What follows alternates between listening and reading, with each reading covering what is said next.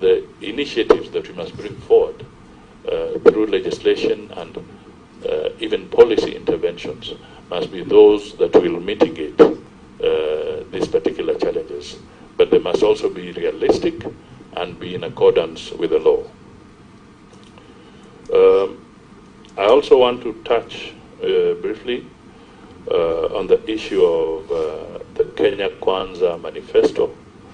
I think it is important that at the very earliest, that political document, which was the flagship of Kenya Kwanza, is translated into a serious and fundable policy document of the government of Kenya, highlighting the specific areas that were the flagship, things that would create jobs, the issue of access of credit to a wider section of the country at affordable rates, the issue of making sure that the cost of living is mitigated and people live with dignity is going to be forefront in what we want to do.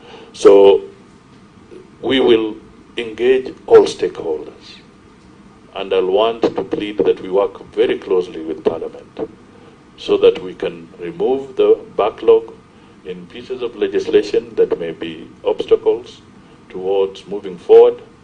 We'll be open to also listen to ideas and even support legislation that will come for the benefit of this country from the opposing end of our chamber, because we have one nation and we have to work together collectively to find solutions.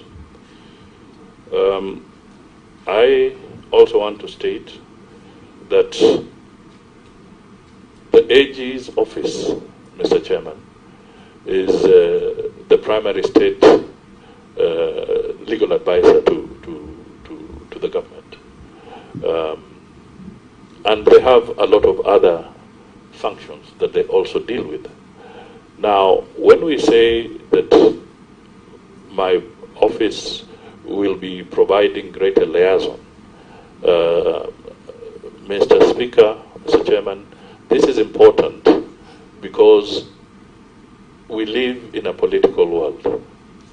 We want to be able to have greater collaboration, greater interaction, greater consultation, so that those of us who then will be interacting quite a lot with the general public on some of these issues from the executive viewpoint can have the right interface between Parliament and the people as we move forward.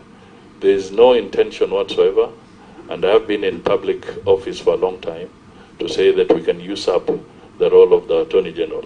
We shall be very careful, but it is important that that political aspect of it is brought forward more effectively than in the past. We must have more robust consultation, Mr. Chairman. I also want to make it very clear that we want to bring a whole of government. We want to bring that cohesion. We don't want to operate in silos. We don't want to be territorial. And I think this speaks volumes in the functioning of government. I think part of our problem sometimes is that somebody says that this is my boma, and I don't want anybody else to be part of this boma or to be in this boma. I think that is dangerous going forward if you want to work together as a nation and to have a coordinated government. So we want to have that open and holistic approach. I also want to assure the members that I don't think President Ruto was struggling to define functions of this office. It was perfectly in his realm to examine and decide how we can support each other. And I am sure that if we look carefully, there's no conflict